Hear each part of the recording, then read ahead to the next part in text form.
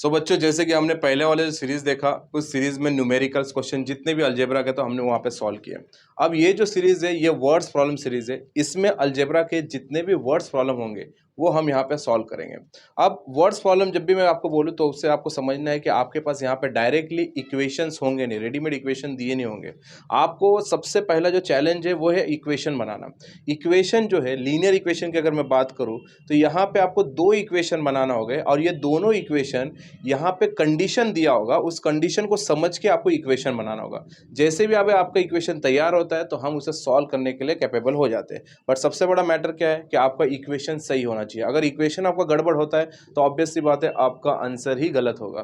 तो यहाँ पे इक्वेशन बनाने के लिए आपको कोई भी दो वेरिएबल लेना पड़ेगा। फर्स्ट कंडीशन, अगर कंडीशन की बात करो तो उस कंडीशन में दो चीज़ की बात होगी। पहली जो चीज़ होगी उसको एक्स मान लेंगे, दूसरी चीज़ होगी उसको वाई मान लेंगे। जरूरी नहीं है कि एक्स और वाई मानना, आप अपने हिसाब से अपने वेरिएबल्स मान सकते हैं, ठीक है। अब कंडीशन को समझना कैसे, फर्स्ट कंडीशन से क्या इक्वेशन बनेगा, सेकंड कंडीशन से क्या इक्वेशन बनेगा। जब भी दोनों इक्वेशन बन जाए वो दोनों इक्वेशन जनरल फॉर्म में होना जरूरी है। अब जैसे जनरल फॉर्म की बात करो तो जनरल फॉर्म मतलब क्या होगा, A X plus B Y plus C is equals to 0, ठीक है। ये लीनियर इक्वेशन का जनरल फॉर्म है।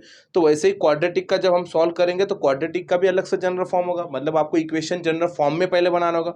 तो जनरल फॉर्म में जैसे तैयार होता है तो उसके बाद जैसे हमने साइमल्टेनियसली क्वेश्चन सॉल्व किया है वैसे ही हमें सॉल्व करके जो वेरिएबल हमने माना था उस वेरिएबल की वैल्यू लेके आना है। तो दोनों में सिर्फ डिफरेंस क्या है, वहां पे हमें रेडीमेड इक्वेशन दिया जाता था और यहाँ पे हमें इक्वेशन बनाना पड़ेगा। तो क्वेश्चन देखते, क्वेश्चन के पहले क्वेश्चन की शुरुआत करेंगे। यहाँ पे देखिए बहुत इंपॉर्टेंट क्वेश्चन है। क्वेश्चन क्या दिया गया, the denominator of a fraction is 4 more than twice its numerator.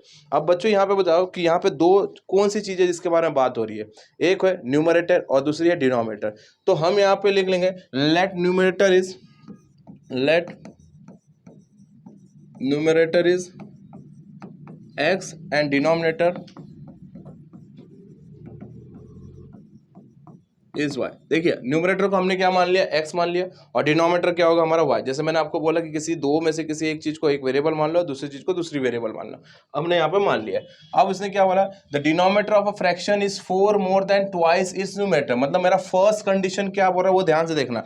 As per my first condition, as per first condition, ये जो बच्चों फर्स्ट कंडीशन है, इस फर्स्ट कंडीशन के थ्रू ही आपको फर्स्ट इक्वेशन मिलेगा। बट ध्यान से पढ़ना है, जैसे जैसे आपको लाइन आप पढ़ोगे वैसे वैसे आपका इक्वेशन यहाँ पे बनकर तैयार होना चाहिए। द डिनोमिनेटर फ्रैक्शन, मतलब डिनोमिनेटर कौन है हमारा, वाई। द डिनोमिनेटर फ्रैक्शन, इसके बारे में बात हो रही है। The denominator fraction is 4 more than, मतलब डिनोमिनेटर की जो वैल्यू है वो है 4 मोर देन। 4 मोर देन मतलब +4, राइट। अगर लेस देन बोलते तो हम -4 करते। तो डिनोमिनेटर की जो वैल्यू है वो 4 मोर है।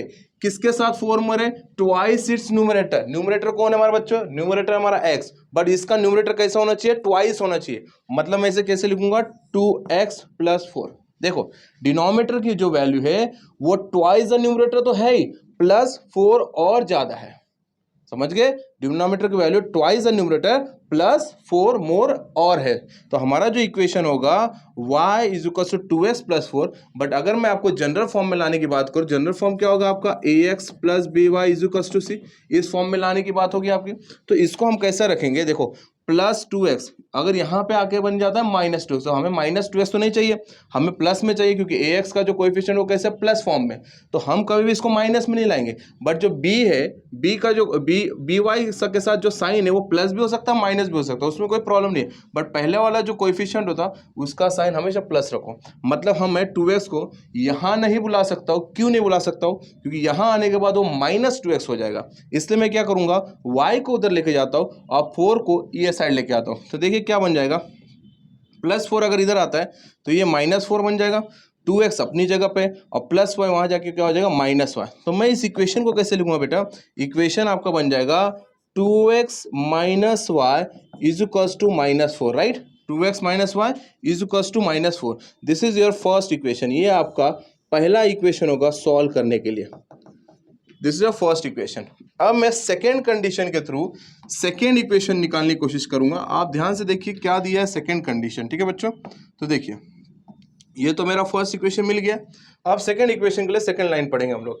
क्या बोला है, denominator become 12 time the numerator. मतलब डिनोमिनेटर 12 टाइम न्यूमरेटर के बन सकता है। तो डिनोमिनेटर कौन है हमारा, डिनोमिनेटर y, तो डिनोमिनेटर यहाँ पे मैं थोड़ा सा स्पेस दे देता हूँ, है ना। देखो डिनोमिनेटर की जो वैल्यू है वो 12 टाइम्स द न्यूमरेटर के बन सकते हैं, 12 times the numerator, which the numerator here that is x, तो 12 टाइम द न्यूमरेटर बन सकती है। The denominator is become 12 time the numerator, denominator की वैल्यू 12 टाइम द न्यूमरेटर के इक्वल है। बट कब, देखिए इसने यहाँ पे बोला if both the numerator and denominator are reduce by the 6, ये कब होगा, जब दोनों न्यूमरेटर और डिनोमिनेटर में से 6 रिड्यूस करेंगे, रिड्यूस का मतलब होगा माइनस करेंगे, तब ये डिनोमिनेटर 12 टाइम द न्यूमरेटर बनेगा। तो हम इस चीज को कैसे लिखेंगे कि डिनोमिनेटर 12 टाइम द न्यूमरेटर बनेगा, बट कब बनेगा, जब दोनों में से 6 को रिड्यूस किया जाएगा। तो मैं इस इक्वेशन को कैसे लिखूंगा, ध्यान से देखना बेटा, ये इक्वेशन कैसे बनेगा, y माइनस 6, है ना, दोनों में मतलब न्यूमरेटर डिनोमिनेटर दोनों में से 6 माइनस करना है, y में से अगर 6 माइनस करूं तो ये 12 टाइम तो न्यूमरेटर बनेगा, बट इसमें से भी आपको 6 को रिड्यूस करना है बच्चों। समझ में आया, denominator is become 12 time the numerator, but कब, जब दोनों में से 6 को माइनस किया। तो यही इक्वेशन हमने यहाँ पे लिख दिया, है ना। तो ये हमारा इक्वेशन एक्चुअल इक्वेशन होगा। अब मैं इसे सॉल्व करके मैं इसे जनरल फॉर्म में लेके आ जाऊंगा। देखो जनरल फॉर्म में क्या बनेगा ये, so y minus 6 is equals to, look at ये बच्चों, 12 इंटू एक्स क्या हो जाएगा 12x, है ना, माइनस, और 12 इंटू 6 कर दो 12 तो 6 72, तो ये हो जाएगा 72। अब इसका इक्वेशन मुझे बनाना है। अब इक्वेशन क्या करूंगा मैं, 12s को तो यहाँ नहीं लेके आ सकता, मैं 12s को यहाँ लेके आ जाऊंगा तो माइनस में हो जाएगा, बट मुझे माइनस में नहीं चाहिए, तो मैं क्या करूंगा, y को वहां पे लेके जाऊंगा, कांस्टेंट को इधर लेके आ जाऊंगा। देखो माइनस 6 ऑलरेडी है यहाँ पे, माइनस 72 इधर आके क्या हो जाएगा प्लस 72, है ना। सो ये 12x ऑलरेडी है यहाँ पे, प्लस y वहां जाके क्या हो जाएगा माइनस y, तो प्लस माइनस क्या हो जाएगा माइनस, और 72 में से अगर मैं 6 को माइनस कर दूं तो ये हो जाएगा 66। तो यहाँ पे देखिए ग्रेटर साइन क्या है, प्लस 66, ठीक है। अब यहाँ पे देखो बच्चा क्या बन जाएगा, 66 equal to 12x minus Y. मेरा जो इक्वेशन क्रिएट होगा वो इक्वेशन होगा 12x minus Y is equal to 66। This is your equation number second. आपको जो दोनों इक्वेशन जो मिला है, ये दोनों इक्वेशन अपने जनरल फॉर्म में है ऑलरेडी, है ना। तो अगर जनरल फॉर्म में है तो मैं इसको सॉल्व करने के लिए रेडी हूँ। अब हम यहाँ पे सॉल्व करते हैं बच्चों, तो देखिए आप भी अपने हिसाब से सॉल्व करते रहिए साथ साथ। तो देखो यहाँ पे बेटा सॉल्व कर लेता हूँ मैं। तो हमारे पास जो दोनों इक्वेशन मिला, अब मुझे क्या बोला है, निकालना है find the fraction. Find the fraction का मतलब क्या होता है, एक्स और वाई की वैल्यू में निकाल दो और फ्रैक्शन फॉर्म में लिखो। फ्रैक्शन फॉर्म मतलब एक्स अपॉन वाई फॉर्म में लिखो। तो मुझे सबसे इंपॉर्टेंट जो फिलहाल जो चीज़ है वो एक्स और वाई की वैल्यू है। तो मैं क्या करूँगा, from equation 1 and 2, what is the first equation?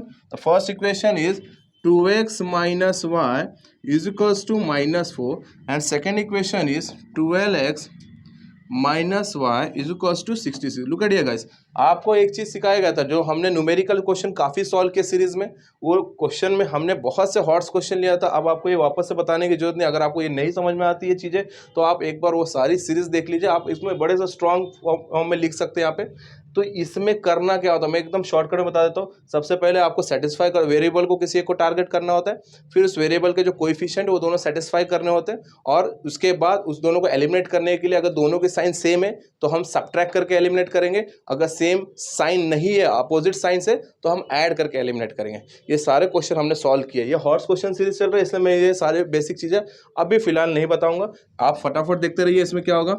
अब मैंने समझो यहाँ पे y को टारगेट किया, तो y के यहाँ पे जो कोएफिशिएंट्स है वो दोनों सेम है, इसलिए मैंने इसे टारगेट किया, ठीक है।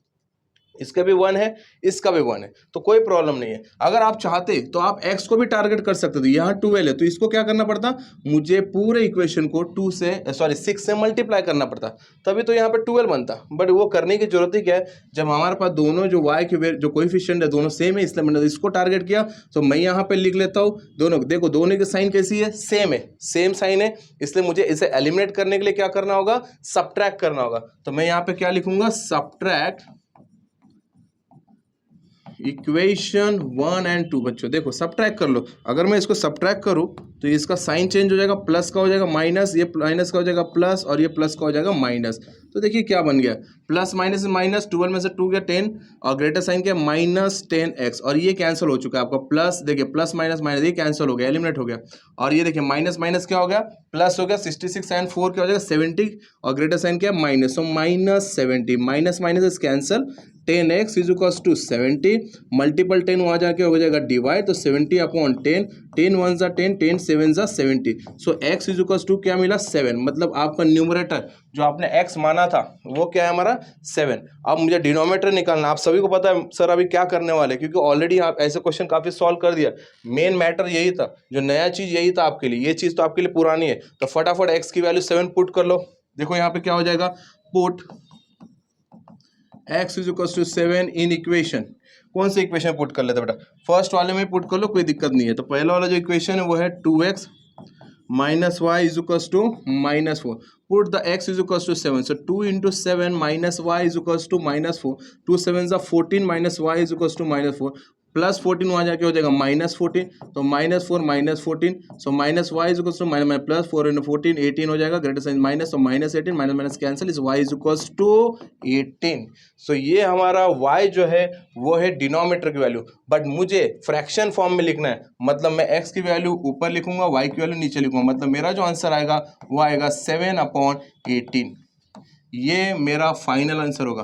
तो बच्चों आपको क्या समझ में आया, आपको ये समझना है कि आपके जो इक्वेशंस है वो इक्वेशन प्रॉपर तरीके से बनने चाहिए।